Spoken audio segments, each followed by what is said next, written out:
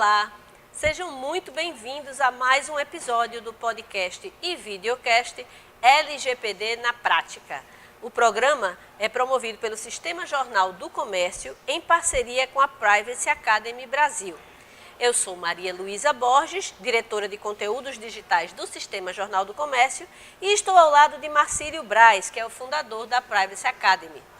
Oi, Marcílio, prazer conversar com você. Oi, Maria. Ter novamente aqui mais um episódio discutindo a Lei Geral de Proteção de Dados. Vamos lá, Maria, mais uma rodada de discussões. Estamos chegando ao 9º episódio do nosso programa e hoje vamos falar sobre educação e formação na área de proteção de dados. Quais profissionais podem atuar na área e quais cursos extras ou certificações são necessárias para a atuação de fato dessas pessoas? Esse é o tema do primeiro bloco do LGPD na Prática.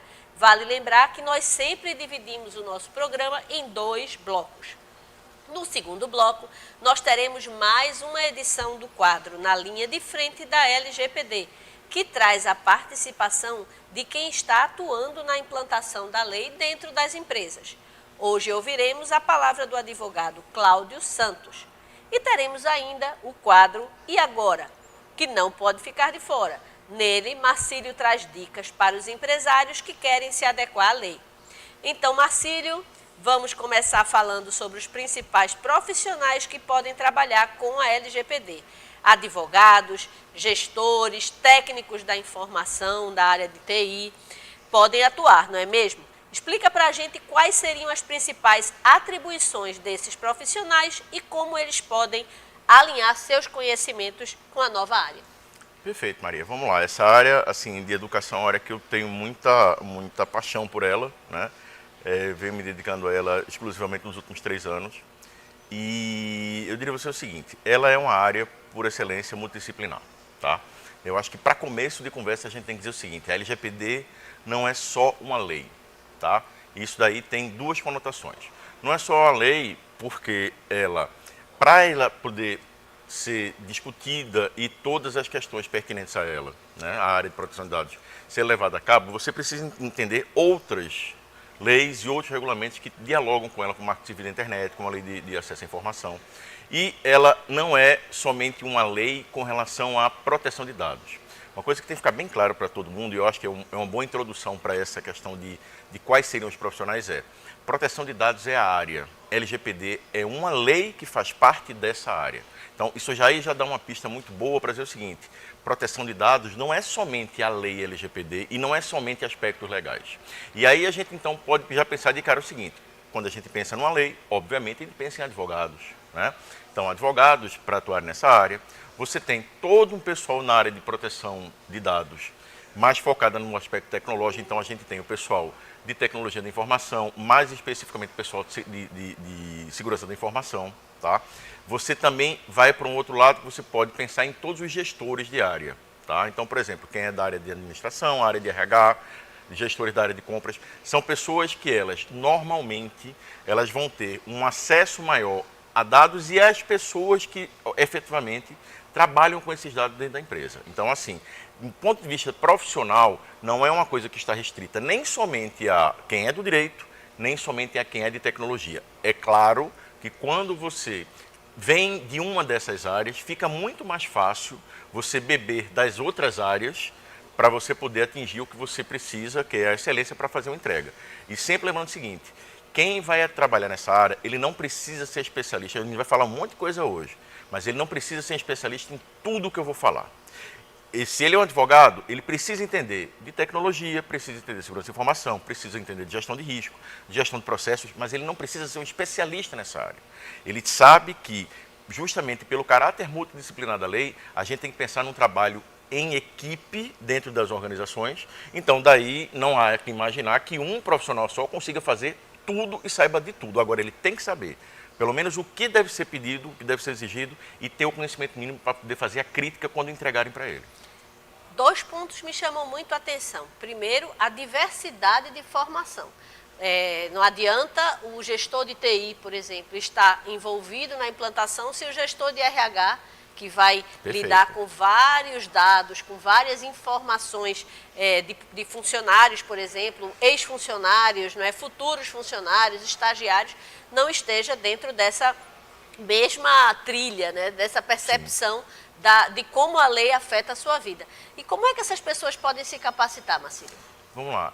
Você falou um ponto importante aí, Maria, que é o seguinte. A gente tem que, antes de mais nada, antes de pensar em proteção de dados como mais uma lei, a gente tem que pensar o seguinte. Eu vou dizer uma coisa que eu vou ter que explicar depois, porque vai ter gente que não vai entender. A LGPD não é uma lei brasileira, tá? Para polemizar mesmo. A Lei Geral de Proteção de Dados é a interpretação jurídica, né, num formato de lei de um pensamento, de uma corrente que já existe hoje no mundo. O que eu quero dizer com isso? Isso aqui não é uma lei que nasceu no Brasil, a gente criou isso aqui e nada mais no mundo existe. Não, é o contrário. Isso já existia no mundo e a gente agora está recepcionando isso aqui no Brasil e colocando como uma lei, tá, para a gente aqui. Então, esse aí é um primeiro ponto que a gente tem que já deixar de saída, deixar claro, porque tem muita gente vendo aquela coisa, pega, não pega, não é por aí, tá? Então, em linha com isso, o que é que a gente tem que se preocupar? Que proteção de dados, ele tem que ser enxergado, antes de mais nada, e agora falando diretamente para os empresários, como um dos componentes do seu negócio. A questão reputacional, a gente está vendo aí tantos vazamentos de dados, a perda da confiança dos seus consumidores, os problemas eventualmente que você vai ter com seus funcionários, com relação a dados deles também, todas essas questões. E por último, as questões sancionatórias, ou seja, as multas que eventualmente você possa vir a sofrer, elas têm que ser entendidas num contexto maior de negócio. Então, olhando para isso daí, você tem que ter profissionais dentro da sua área que eles tenham pelo menos 2 camadas de conhecimento, tá?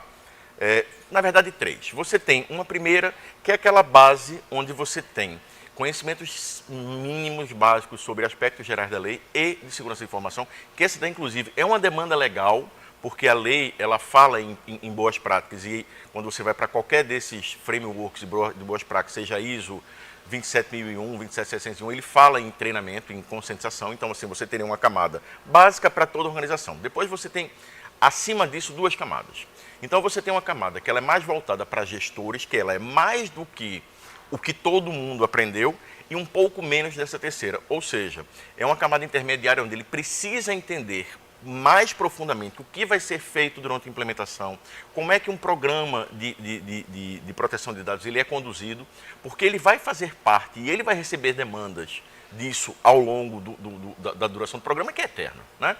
E aí você tem uma última camada, que seria a camada das pessoas onde elas realmente, essas daí não tem jeito, elas vão ter que se especializar. Então, a gente está falando aí, por exemplo, de uma pessoa que vai trabalhar no setor jurídico, uma pessoa que é do RH especificamente, tá? Designada pelo RH para cuidar dessa parte, uma pessoa de tecnologia, uma pessoa de compras. Então, assim, são áreas estratégicas que a gente vai ver, por exemplo, num dos episódios anteriores, quando eu falo do comitê de implementação, aquelas pessoas estão ali. Então, assim, e o que essas pessoas precisam aprender é uma coisa que a gente vai falar daqui a pouco. Bem, no episódio anterior, a gente falou sobre o Data Protection Officer, o que seria traduzido para o português, uma espécie de encarregado de tratamento de dados. Hoje, nós vamos falar mais profundamente sobre as funções dessas pessoas dentro das organizações. Quais as responsabilidades desse encarregado? Por que ele deve ocupar um cargo mais importante dentro da empresa e como se especializar para ser um DPO? Vamos lá, é o DPO, né, o Data Protection Officer, ou aqui em português, na lei da gente, ficou encarregado de proteção de dados. O que eu vou falar a partir de agora, pessoal, serve do ponto de vista de capacitação, tanto para quem vai exercer a função de DPO numa empresa ou de encarregado, como para quem está naquela terceira camada que eu falei de especialização. Então, eu vou partir do seguinte, eu acho que a gente tem que pensar primeiro quais são as principais competências. Então, vamos lá. Você precisa entender de aspectos jurídicos e não somente da lei, especificamente da LGPD, proteção de dados do ponto de vista jurídico, ela tem uma construção legislativa múltipla. A gente tem uma lei agora dedicada ao tema, mas a gente tem previsões tanto da esfera constitucional, como a gente tem também na lei, como eu já falei, na lei de acesso à informação, marco civil da internet e vários outros regulamentos setoriais. Então, assim, você precisa entender não só da LGPD do ponto de vista jurídico, do ponto de vista técnico, tá? A gente pode pensar de cara no seguinte, entender minimamente sobre tecnologia para entender como é o negócio da empresa trabalhando com tecnologia e associado a isso, toda a parte de segurança da informação. Se você não entende segurança da informação, você não entrega uma implementação de qualidade, nem você consegue conduzir um programa de conformidade nessa área. Tá? Além disso, gestão de risco é uma competência absolutamente necessária. Essa é uma lei baseada em risco, como o GDPR, que é a lei europeia. Então, tudo que você vai fazer, você vai estar trabalhando com análises de risco. Então, você precisa entender gerenciamento de risco. Gerenciamento de processos. A gente precisa entender como é que esses dados permeiam a organização, como eles são compartilhados e por isso é importante você entender os processos para avaliar se aqueles processos estão de acordo com a lei e observar os fluxos de dados. Tá? Vamos pensar aqui mais outra área. Eu acho que para começo essas 4 daí são áreas que você precisa efetivamente estudar e se capacitar. Tem um outro aspecto importantíssimo também, Maria, que são soft skills. Essa, eu sempre digo que não é a área para escolhidos, ou seja, só determinadas pessoas. Se você não for assim, você não consegue ser. Ao mesmo tempo, também não vai ser uma área para todo mundo. Por quê? Se você não tem esse perfil, tá? E aí não adianta você ter todo o conhecimento técnico se você não tem essa parte de soft skills, porque a grande parte do tempo você vai estar trabalhando se comunicando com pessoas. Então você tem que avaliar muito bem se você tem perfil para desempenhar essas atividades. Ou seja, se você tem todo o manancial do ponto de vista de capacitação, né, técnica, nessas áreas que eu já mencionei, como também do ponto de vista de perfil para atuar. Então, falando mais especificamente do DPO, tá? Ele funciona dentro da empresa como o guardião da lei, por assim dizer. Ele é a pessoa que ele vai receber e ser o canal de comunicação primário com os funcionários da empresa, com os clientes dessa empresa, com a autoridade nacional, com as principais áreas dentro da empresa, com o próprio comitê, né, de proteção de dados que existe na empresa. Ele tem essa múltipla, como é que eu posso dizer, atuação, né? E ele é o grande responsável por fazer com que a empresa se alinhe, tá, à legislação, mas ao mesmo tempo, a gente está falando de negócios, pessoal. O DPO ele tem que ser um resolvedor de problemas. Dentro do aspecto, né, dentro da margem da legalidade, como fazer que aquele determinado processo da empresa, ele renda. Você não pode simplesmente, tudo que chegar para você, você não pode, não pode, não pode. Não, não pode. Não pode por que isso aqui? Porque a lei prevê isso, isso, isso. O que é que a gente pode fazer, se é que é possível fazer alguma coisa, para transformar essa não conformidade num aspecto positivo e possível de ser guiado. Para finalizar, eu queria dar umas dicas especificamente com relação à formação. Tá? E agora eu vou falar da minha experiência pessoal. Recentemente eu estive pesquisando cursos de pós-graduação porque eu queria fazer uma pós-graduação. O que é que eu utilizei como parâmetro, quais foram os meus referenciais para escolher a minha própria formação? Então eu vou compartilhar com vocês agora. Então vamos lá, alguns pontos que a gente tem que levar em consideração. Primeiro, muito cuidado com o modismo. A LGPD, e aí a gente fala de área de proteção de dados, né? Sempre lembrando que proteção de dados é o mundo e a LGPD é uma parte desse mundo, ela não era conhecida por praticamente ninguém há 2, 3 anos. A gente tinha um grupo de pessoas que atuam em proteção de dados há anos, há décadas nesse país, mas conhecedores realmente da área, a gente vê um crescimento muito grande nos últimos anos.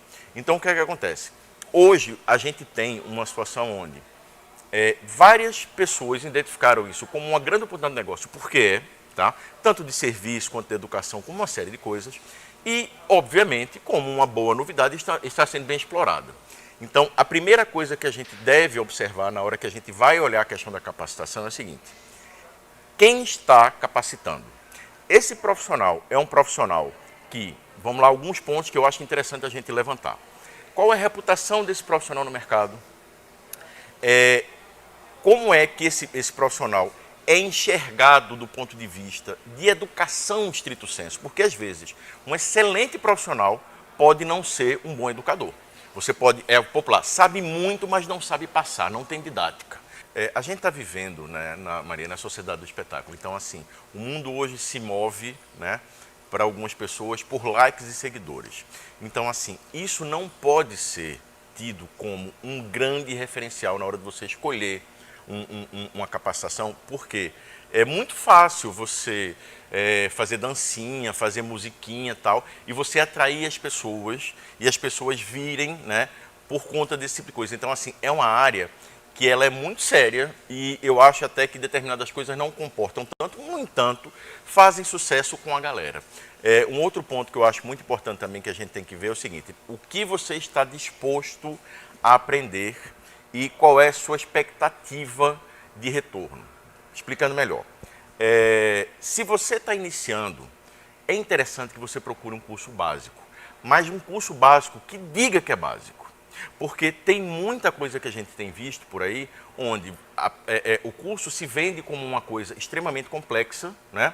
Ou melhor, extremamente aprofundada, não complexa, extremamente aprofundada, e, no entanto, ele não é aprofundado.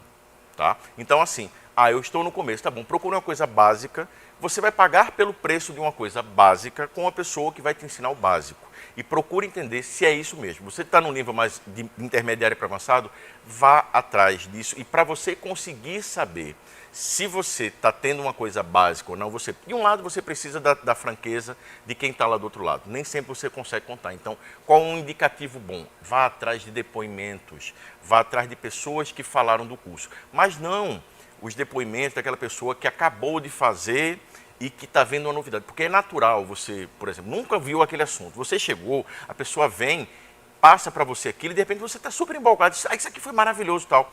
Procure ir atrás de depoimentos de pessoas experientes, ou seja, pessoas com mais estrada, não na área de produção de dados, mas advogados mais experientes, pessoas de tecnologia mais experientes, e principalmente depoimentos onde eles dizem que se eles tiveram retorno, qual teria sido o retorno que eles tiveram tido com aquele curso, principalmente também se eles são pessoas que já vêm numa escala de formação, né, numa estrada de formação, elas têm comparativo, elas conseguem dizer assim, olha, isso aqui foi diferente do que eu vi, né, isso aqui está me trazendo realmente uma coisa nova, isso aqui está batendo com o que eu já vinha estudando, isso aqui mudou minha cabeça.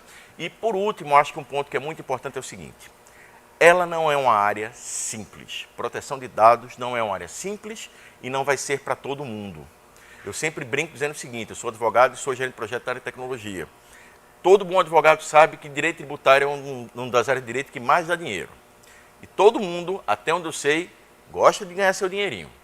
Por que todo mundo não é advogado tributarista? Porque não é para todo mundo. Então, proteção de dados, pessoal, vai ser uma área que, para você se especializar e você se destacar, não vai ser todo mundo. No entanto, também não é algo inatingível. Porém, eu acho que aí vem um ponto que tem que ser muito levado em consideração. Não pode ser comprado por nós, né, a gente que está adquirindo, querendo adquirir esse conhecimento, né, quando ele vier com um discurso simplista, tem que tomar muito cuidado, tá?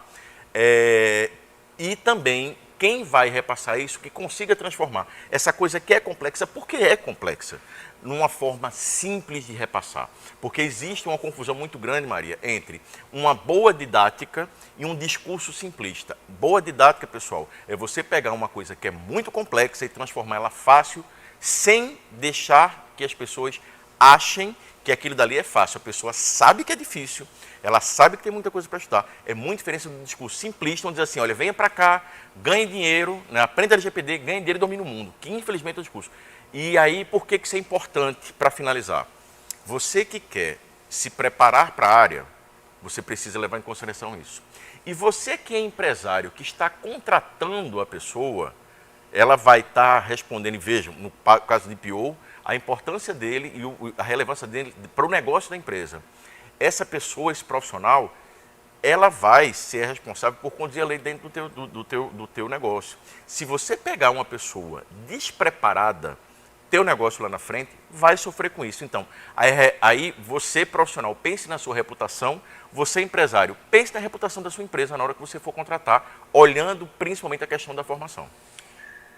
Já que a gente está falando de formação, eu queria saber se existem certificações brasileiras para atuar com a LGPD, ou se existem certificações internacionais, como é que essas certificações podem ser obtidas e como se preparar para elas, tanto no Brasil como fora do Brasil. Veja só, certificação é uma coisa que a gente tem que ir, primeiro, para o mundo do direito, para os meus colegas, como sou das 2 horas, posso brincar tanto chamar de colega pessoal TI como pessoal do direito. Agora, para os meus colegas do direito. Meus colegas do direito, os meus colegas de TI sabem que certificação é a coisa mais antiga do mundo. Na área de tecnologia, é hiper comum você ter 1, 2, 3, 4, 5, 10 certificações. No direito, a gente não tinha essa questão da certificação até agora, do jeito que está sendo colocada. Então, assim, certificação funciona mais ou menos, tá, como o teu diploma. Você estudou direito 5 anos e no final você tem um diploma. Ok, você entende direito? Entende. Você é um ótimo advogado por conta disso? Não. Então, aqui dali é um sinalizador do que você estudou o que você precisava e que você passou numa prova, que nem sempre é fácil não, na grande maioria das vezes, na verdade, são muito difíceis, tá? Então, ele serve como? Para você, pessoalmente, você mostrar que você tem certificação e para o mercado do outro lado entender o seguinte, essa pessoa aqui, ela se preocupou tanto com a carreira dela e tanto com o estudo que ela estudou o suficiente para poder tirar essa certificação. Então, esse é um primeiro ponto. Com relação às certificações existentes. Vamos lá, no Brasil a gente não tem uma certificação ainda, né, reconhecida internacionalmente e, de novo, se a gente está num processo de construção, por mais que o Brasil seja Brasil e a gente tem que pensar na nossa soberania, em todas essas questões, a gente tem que ter a humildade de entender que o estado da arte ainda está em construção no Brasil. Então, para isso, a gente se volta para certificações internacionais. Então, eu vou citar aqui 3, que são 3 das mais conhecidas e reconhecidas nessa área. Primeiro, a gente tem a da International Association of Privacy Professionals, que é o IAPP, né? É uma associação norte-americana, mas que ela tem alcance mundial. É a maior associação de profissionais de proteção de dados do mundo. Tá? Você tem certificações tanto de aspectos legais, quanto de aspectos de gestão, quanto de aspectos técnicos, que seria o CIPPE, o CIPM e o CIPT, na ordem que eu falei. Tá? Não existe ainda uma certificação para a LGPD. A certificação de aspectos legais e regulatórios do IAPP, ela é voltada para o GDPR, para a lei europeia. Mas, na falta da brasileira, é o que melhor nós temos. Tá? É esperado, inclusive, que daqui a um tempo o IAPP venha criar. Então, veja só, a gente não tem uma certificação no Brasil ainda, né? Não pode dizer que tem uma certificação no Brasil ainda, com ninguém com competência ainda para poder dizer isso, a ponto do próprio IAPP, ele, né, que já está consolidado há muitos anos no mercado, ele não sentiu ainda que é o momento de criar uma certificação da lei brasileira. Então, assim, vai ter um CIPP, hoje é CIPPE, porque é da Europa, e a gente vai ter futuramente um CIPP BR, né? Mas a gente não tem isso ainda, tá? Uma outra certificadora internacional, o Exim. O Exim é muito conhecido pelo pessoal de tecnologia. Então, foi o que o Exim fez. Ele pegou uma parte da trilha dele de segurança da informação, então você tem uma certificação de segurança da informação, tá, no nível de entrada, e tem mais 2 certificações agora específicas de aspectos regulatórios de gestão, que aí seria, na ordem, né, tecnologia e a parte jurídica seria o ISFS, o PDPF e o PDPP. Você com essas 3 certificações, ele automaticamente concede para você um título, no caso, uma certificação de DPO, tá? De novo, você sai certificado, mostrando para o mercado que você entende, que você sabe, mas isso não quer dizer que você se tornou um DPO, né? Você está habilitado para, né, exercer. E por último, tem uma da Universidade de Maastricht, na Holanda, tá? Que é um centro de referência na Europa, e eles têm uma que antigamente era só presencial. Está fazendo 1 ano que eu tirei minha certificação agora, vai fazer 1 ano agora, né? Nós estamos em fevereiro de 2021. Mas agora eles também já têm a opção de fazer online. Então recomendo que vocês procurem, porque é uma das mais reconhecidas da Europa. E a Europa, de novo, é o grande centro das atenções em termos de proteção de dados. Então, assim, esse daí também é um grande, como é que eu posso dizer, um grande critério que você pode utilizar na hora que você vai atrás de capacitação, você procurar ver se aquela pessoa tem certificações, porque isso também dá relevância. E um último ponto que eu tinha esquecido de comentar, Maria, que eu acho que é muito importante, a produção intelectual dessa pessoa. Vamos lá. Escrever artigo na internet é muito fácil. O que importa é você ver a reputação, o respeito que quem está te formando tem entre os pares, e aí você leva em consideração o quê? Leva em consideração artigos científicos, leva em consideração referências bibliográficas nas quais os artigos daquela pessoa são mencionados em livros, porque isso vai dar cada vez mais o que você precisa para ter segurança no seu investimento. Investimento de dinheiro, investimento de tempo, investimento de sonhos. A gente não pode ver as pessoas sendo levadas a investir isso tudo numa coisa, às vezes, que é rasa, às vezes que ensina errado, e que vai comprometer ela profissionalmente e também a empresa que contratou aquela pessoa. E o nosso segundo bloco começa com a participação do advogado Cláudio Santos. Ele aceitou nosso convite para participar do quadro Linha de Frente da LGPD, onde trazemos a experiência de alguém que está atuando, neste momento, na implantação da Lei Geral de Proteção de Dados.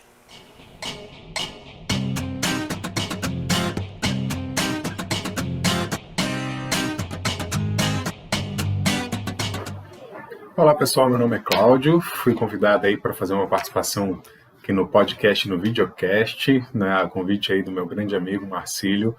Marcílio e eu já nos conhecemos há algum tempo, eu fui aluno dele num dos cursos, né, da Privacy Academy, e agora estou aqui para poder falar um pouquinho sobre a minha vivência de dia a dia como alguém responsável pelo programa de conformidade, né, com as normas de proteção de dados pessoais. Eu hoje vivo uma situação bem específica, eu estou interno, né, eu não sou consultor externo, eu sou interno, sou funcionário de uma grande construtora e sou responsável justamente pelo projeto de implementação, né, de conformidade com a Lei Geral de Proteção de Dados e outras normas que sejam, né, que estejam relacionadas.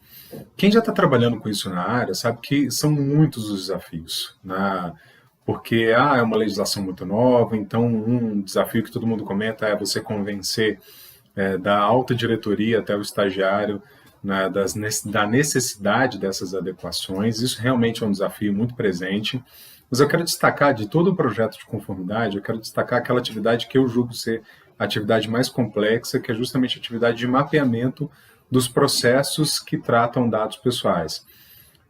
A atividade de mapeamento, né, o registro, né, de todas as atividades que tratam dados pessoais dentro de uma companhia é realmente muito complexo, porque dependendo do tamanho da empresa que você tem, você vai ter uma infinidade de processos. E aí cada processo vai ter uma série de atividades que tratam dados pessoais, e você precisa ter tudo isso na sua frente, né? Justamente porque é a partir daí que você vai conseguir extrair os gaps, vai conseguir extrair quais são as fragilidades do processo de tratamento de dados pessoais que a sua empresa trabalha, que a sua companhia trabalha. Então essa atividade ela é bastante interessante. Apesar das dificuldades, apesar da complexidade, eu falo que é a atividade mais interessante de todo o programa de conformidade, porque você estando à frente do mapeamento, você acaba tendo a oportunidade de conhecer toda a empresa, nos mínimos detalhes, porque você vai analisar todos os processos da empresa, vai conversar com muitas pessoas de áreas diferentes, e isso é extremamente rico. Eu falo que a curva de aprendizado em executar uma atividade de mapeamento ela é muito grande, porque te dá a oportunidade de ter contato com conhecimentos de outras áreas. E por isso até eu chamo a atenção para um ponto que também é muito recorrente quando a gente fala sobre atuar em projetos de conformidade, que é você sair um pouco do seu quadrado, né? Você também olhar para outras áreas. Ter conhecimentos na área de TI, na área de RH, na área do financeiro. Você vai se ver estudando legislações ou normas que você nunca estudou antes. Então, acaba sendo uma atividade que é muito rica. Dediquem-se o máximo possível a essa área, que vocês vão colher muitos frutos a partir daí. Beleza? Um grande abraço, um prazer estar por aqui. Muito obrigado, até a próxima. A gente ouviu o advogado Cláudio Santos falando sobre como ele está fazendo, como ele está trabalhando na implementação da LGPD. E para encerrar o nosso 9º episódio, a gente vai para o quadro E Agora? Marcílio, qual é a dica de hoje? E agora? Maria, vamos lá, mais um conjunto de dicas, lembrando a quem está ouvindo, né, ou melhor, informando a quem está ouvindo o podcast pela primeira vez, que eu estou fazendo? Eu tenho um framework, que é inclusive o que eu ensino, que eu uso para na minha prática consultiva, e em cada episódio eu estou detalhando cada passo, né, desse framework. Antes, só queria fazer um comentário a respeito do Cláudio, né? O Cláudio foi um aluno meu e virou um amigo querido, né? E é muito feliz, eu estava comentando com a Maria, como eu comecei aos 48 anos de idade a ensinar e ver com muito orgulho, ver meus alunos assim, que conheceram, acabaram tendo contato, maior contato com essa área através da educação, né? E eu tive o privilégio de poder ter sido essa ponte, né? E ver agora já brilhando na área. E vou fazer aqui, data máxima vênia, uma propaganda de um outro podcast, que é o podcast dele, o Direito e Tecnologia, que é muito bom, pessoal, muito bom. Acompanhem também, tá? Mas olhando agora para a parte do nosso framework. Agora chegou no passo, pessoal, do seguinte, a gente tem que pensar, e aí fazendo inclusive o link com o que ele falou agora há pouco. Tudo vai estar se baseando nos processos das empresas. E o grande repositório de informações é o mapeamento que você fez em alguns episódios atrás eu descrevi. Esse mapeamento ele vai servir, de um lado, para você dar um dos grandes entregáveis da lei, que é justamente o registro de atividade de tratamento, mas ele serve ali como um enorme manancial de informações, além do que é cobrado pela própria lei, para você poder saber como endereçar aqueles processos dali. Tá? Então, um desses pontos agora a gente vai ver o seguinte, a gente tem situações nas quais, processos nos quais, eles precisam de uma atenção maior, então a gente vai dedicar um tempo para fazer relatórios de impacto à proteção de dados para esses processos. As regras especificamente de quais seriam as situações nas quais você deve considerar sempre fazer o relatório de impacto, elas não estão totalmente claras no Brasil. A gente já tem autoridade trabalhando nisso, mas eu vou deixar depois, e aí vocês vão poder, quem estiver acessando aqui vai poder ver, eu vou passar um link que eu passo normalmente em sala, de um referencial muito bom que a gente tem da União Europeia, que serve como um norte para a gente.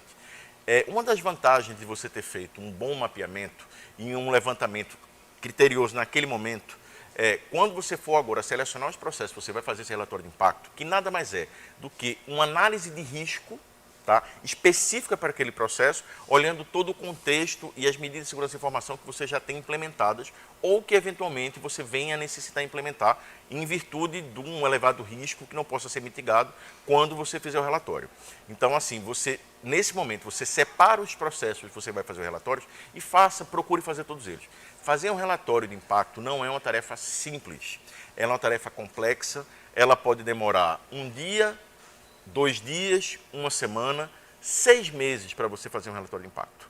Quem entende sabe por que é tão complexo, tá? Não cabe aqui nesse momento explicar exatamente quais são as etapas, mas eu vou deixar um link também explicando direitinho isso, mas assim, o fazer é muito complexo. Uma outra coisa que a gente também, um próximo passo que a gente pode dedicar nesse momento agora é olhar a parte de notificação de incidentes, tá? Você precisa ter, por força de lei, notificar quando você tiver um incidente, e a lei ela é muito explícita com relação lá ao que você precisa usar na notificação, o que precisa ser notificado. Mas é muito importante, e eu percebo que as pessoas não sabem, né? É o seguinte, a notificação em si, ela não está sozinha dentro de um contexto de proteção de dados. Ela faz parte de um outro processo maior, chamado de processo de gestão de incidentes. Então, você tem um processo de gestão de incidentes que tem várias fases, e uma delas é a notificação. Então, é importante que você entenda, primeiro, o que é um processo de gestão de incidentes, para você entender aí sim o que notificar, tá? E como notificar. A notificação em si, pessoal, hoje a gente tem a possibilidade de fazer isso usando modelos que a gente tem de autoridade lá de fora. Futuramente, a própria autoridade nacional deve também disponibilizar um site onde você vai fazer essa notificação. Ou seja, um form, um PDF com isso aí é o de menos. É necessário hoje, porque a gente não tem um site fornecido pela autoridade, mas não pode se limitar do ponto de vista de implementação, essa entrega ser considerada somente um PDF com a logomarca da empresa. Isso aí não é o suficiente, tá? E por último, e aí é aquela coisa assim, a gente está sempre pegando das tarefas que dão mais trabalho para que dão menos trabalho, por conta do volume. Veja só, porque relatório de impacto é extremamente trabalhoso, mas falando em termos de volume. Por último, lá no mapeamento você identificou seus agentes de tratamento, ou seja, os terceiros com os quais você compartilha, e eventualmente, e muito provavelmente, você vai ter parceiros que estão fora do Brasil, ou seja, esses dados estão saindo do Brasil. Então, essa é a hora de você pegar esses casos especificamente de transferências internacionais e junto com aquela parte que a gente falou em episódios anteriores de ajustes contratuais, você olhar os ajustes contratuais específicos e as salvaguardas específicas previstas na lei para dar legalidade dessas transferências internacionais. E a gente vai chegando ao fim de mais um episódio do podcast LGPD na Prática. Obrigada a você que nos acompanhou até aqui e obrigada também a Marcílio Braz por compartilhar conosco tanto conteúdo sobre o tema. Lembrando que, em parceria com o JC, a Privacy Academy está dando um cupom de desconto de 10% no curso de implementação prática da LGPD. É só entrar no site comoimplementarar.lgpd.com.br e usar o cupom podcast10. Se quiser enviar dúvidas ou sugestões, entre em contato com a gente pelo e-mail lgpdnapratica@radiojornal.com.br. Você pode ouvir o nosso podcast no site da Rádio Jornal, que é o radiojornal.com.br, no aplicativo da Rádio Jornal disponível para Android e iPhone e nos principais agregadores de podcast, como o Spotify, o Deezer, Google Podcast e Apple Podcast. Você também pode nos acompanhar pelo YouTube, no canal da Rádio Jornal ou da TV JC. Eu sou Maria Luísa Borges, diretora de conteúdo digital do Sistema Jornal do Comércio e apresento o LGPD na Prática ao lado de Marcílio Braz, da Privacy Academy.